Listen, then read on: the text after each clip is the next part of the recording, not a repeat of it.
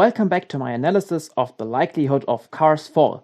This is part 2. If you haven't seen the first one yet, I suggest you to watch it. If you have, you can simply lean back and listen. I've previously argued Cars 3 had taught us 3 lessons. Those takeaways first of all determined how the franchise would be continued. More importantly, they also imply arguments for the question whether Cars 4 lies in the sphere of reality. To start with, Cars 3 mirrored a fading tailwind for the Cars films in theaters. The significant decrease in box office revenues didn't mean the end of the franchise though. Instead, it suggested the franchise was in need of treatment in order to recover. I've outlined how the bad reception of Cars 2 and the Planes films and the absence of nostalgia played into this. More importantly though, general interest has simply declined.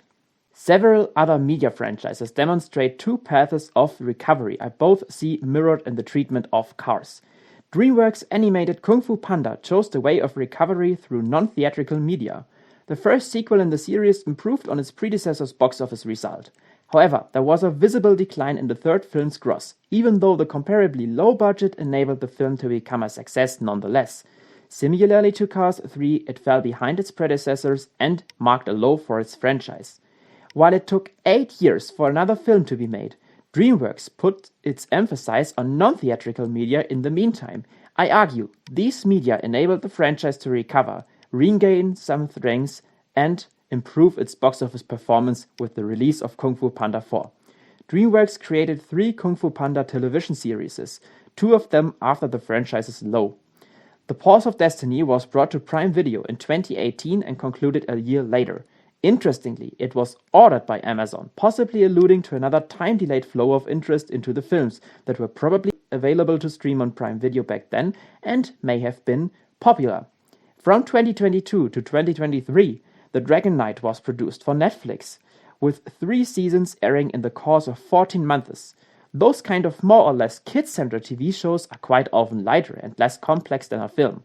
Also, the opportunity to take more time to develop the course of a story and add some depth here and there might in fact increase their appeal.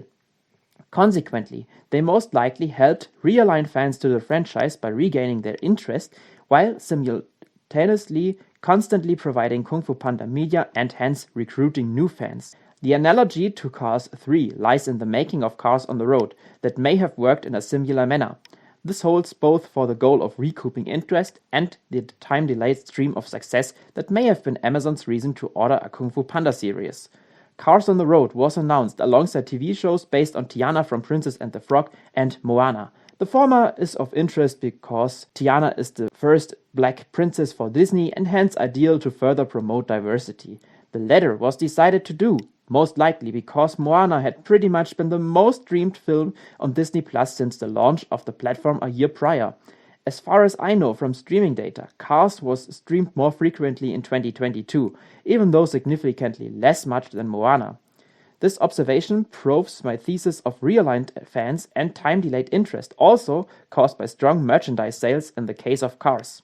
The decision to make Cars on the Road a short and Moana a long-form series before it was reworked into a film is mirrored in the deviating popularity of the films on Disney+. Non-theatrical media was one way to rebuild the Cars brand. Another measure was implemented by the idea of reimagining the franchise that was crucial for the successful return of 20th Century Fox's iconic Predator, Alien and Planet of the Apes. My following argument was inspired by an article on the German website Movie Pilot.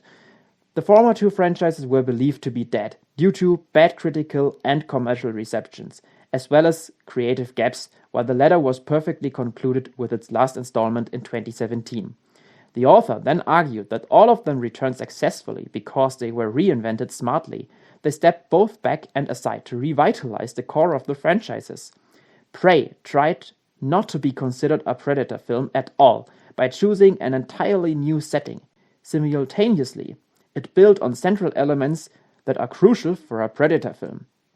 Alien and Planet of the Apes searched for side entrances to sneak into the franchise's worlds again. Alien Romulus is an independent adventure between the first 2 films. Kingdom of the Planet of the Apes deals with the future of the apes realm.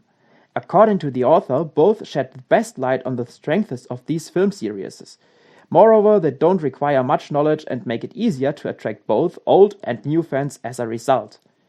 Prey hasn't had a theatrical release, so it's less easy to determine its financial success. However, it received the best critical reception out of all Predator films. While Kingdom of the Planet of the Apes wasn't a huge success in commercial terms, Romulus was a box office hit and critically praised, making it the highest rated alien film since the first two entries in the series. The method of reimagining was also implemented in the making of Cars on the Road. It's important to admit the individual episodes were often rushed or lacked profound storytelling. However, the show broadly benefited from its main characters. The duo of Lightning McQueen and Mater is iconic, and it played well into the appeal of the first film and the commercial success of Cars 2. Besides, these lead characters are entertaining and most importantly, a dynamic duo. Similarly to Woody and Buzz in Toy Story, they obtain that kind of chemistry that makes good lead characters work. Pixar built on that strength and hence shed the best light on the Cars brand, similarly to the science fiction universes outlined above. Consequently, Cars on the Road received critical acclaim, even though it was only narrowly reviewed. Nevertheless, after the positive reception of Cars 3, the show further improved the reputation of the Cars franchise. The successful recovery of the Cars franchise, implemented through a focus on refreshing, non-theatrical media, the highlighting of its core characters, and a process of realignment, paved the way for and may hint at the making of Cars 4. Moreover, secondly, Cars 3 proved the Mattel diecast line is a vital financial backbone for the franchise. Throughout most of Mattel's 2018 and 2019 presentations, they recognized that growth in vehicles was partly offset by the expected decline of Cars post its movie launch year, a natural trend. One may argue that sales still increased in early 2013, quite some time after Cars 2 had released, possibly alluding to an all-in-all weaker impact of Cars 3 compared to its predecessor. However, the downward trend was reversed soon after. In early 2020, Mattel labeled Cars its number 2 property in vehicles after Hot Wheels. Since then, Cars has experienced a rough growth. Mattel spoke of a strong performance even in years without a new feature film, a great fourth quarter in 2020, strong growth in the second quarter of 2021, as well as a general increase that year. A particularly big deal given 2021 was a non-movie year for the franchise. In contrast, there has never been a similar emphasis on the line's performance between the release of Cars 2 and Cars 3. 2022 started off quite well with a 36% growth, also driven by Cars. Given the fact that collectors all over the world reported an awkward distribution in early 2022, I consider that trend significant. Furthermore, and most crucially, the line was revving up sales for a second consecutive year and for the first time ever without a theatrical. We may attribute this to the release of Cars on the Road and Disney+, however the continuing pattern of growth that started half a year prior to the franchise's 15th anniversary, and hence before the show came out, as well as the reference to Mattel's quote-unquote exceptional brand-building capability, casts doubt on this approach that the show was the only or main catalyst. As to be expected, Mattel tracked double-digit growth in the final quarter of 2023, supplemented by a statement of content in regard to the year as a whole, and continued expected growth in 2024. This holds for the first quarter of 2024 too, but as for the second, growth was driven by Hot Wheels and quote-unquote partly offset by a decline in licensed entertainment properties, possibly referring to Cars. As distribution for the line has been significantly bad in the US recently, I don't wonder much. Let me present you several reasons for the continuous streak from 2020 to 2024. First, the proposed realignment thesis holds. Secondly, the explained strategy of recovery helped Cars on the Road recruit even more fans. Thirdly, the Pixar Cars NASCAR crossover attracted additional interest, perfectly matching the 15th anniversary of the first Cars film, and moreover accompanied by the general close ties of Cars and NASCAR. A fourth and final argument may be found in an increasingly emerging sense of nostalgia for the franchise in the wake of its 15th birthday. The thoroughly strong interest in Mattel's Cars diecast line proves to be another reason why Cars 4 stands a chance to be made. First of all, because it's always been a major backbone of the franchise, but also because it's correlated with the process of recovery and realignment and promises further growth with another film. Finally, all previous factors correlate with each other once again. The time-delayed impact of Cars 3 as well as the strategy of recovery fostered the bonds of Cars fans and the franchise as they improved the appeal of the series. They also reobtained interest in the Cars brand by realigning and recruiting fans, solidifying the growth on merchandise sales, and all these factors combined evoke a feeling of nostalgia for Cars. As a matter of fact, the first film recorded a streaming streak on Disney Plus in 2023 and managed to track a significant growth in 2024, becoming dominantly present in the top 10 on Disney Plus. Consequently, it's been a top 10 title there for more than 180 days already this year, half of all 2024, including about 80 days in the top 5. That considerably great performance could have implications reminiscent of Moana's popularity, resulting in the planned show being reworked into a theatrical sequel.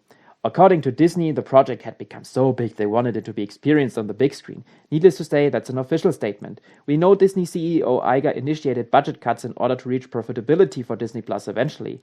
Also, Pixar CCO Doctor has stated earlier this year that the theatrical sphere is where you make the real money. Moviegoers provide incomes, whereas the success on streaming platforms is much more complex to track. Also, Moana is the overall most watched film on Disney Plus since the launch of the platform, outpacing its competitors year by year through its constant dominance on the top spots. Hence, a sequel is likely to gross at least $1 billion and will be a streaming success after its theatrical release nonetheless. To conclude, reworking a let's say $200 million show into a film that then double or triple recoups these costs makes sense. As for Cars, I argue that just as the constant popularity of Moana resulted in the show becoming a film, Disney and Pixar will more likely consider making Cars 4 instead of some other Cars media, given the film's popularity on Disney+.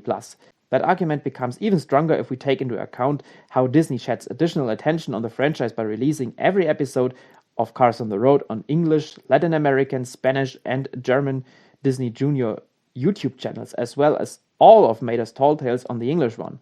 Cars on the Road amassed more than 100 million views on these channels combined, 68 on the individual episodes, including 42 on the English release, as well as 46 on compilations of the show. The tunes received 22 million views, the song Trucks more than 77 million views on the Disney Music YouTube channel. Finally, the first episode of the Lego Pixar Brick Tunes, Trust Your Old Pal Mater, was added to Disney Junior's YouTube channel on Lightning McQueen Day, already having more than 2 million views. To be precise, these videos are the most watched on the Junior channels, easily topping most of the Pooh, Mickey or Spider-Man content there by miles. The regrowing interest in and the continuous popularity of the Cars franchise reflected in its audience viewership on Disney+, as well as the strong performance of Cars short films on YouTube, make a fourth Cars film very likely. In summary, to conclude, the correlation of a successful process of recovery and realignment, the recruitment of new fans, the constantly strong interest in Mattel's Cars diecast line, and the regrowing interest in and the continuous popularity of the Cars franchise strengthen the belief that the making of Cars 4 is very likely. Nostalgia may have become a source of influence on the stable success of the Cars brand in recent years too. All in all, the interplay of all those factors justifies a new Cars film as much as previous stories of huge success enabled Inside Out, Toy Story and The Incredibles to be further continued. I'm through with my comprehensive, in-depth analysis. I'm prone to read your opinions in the comments below. Thank you for watching this two-part discussion. If you're further interested in some plot speculation for a possible Cars 4, make sure to tune in again soon.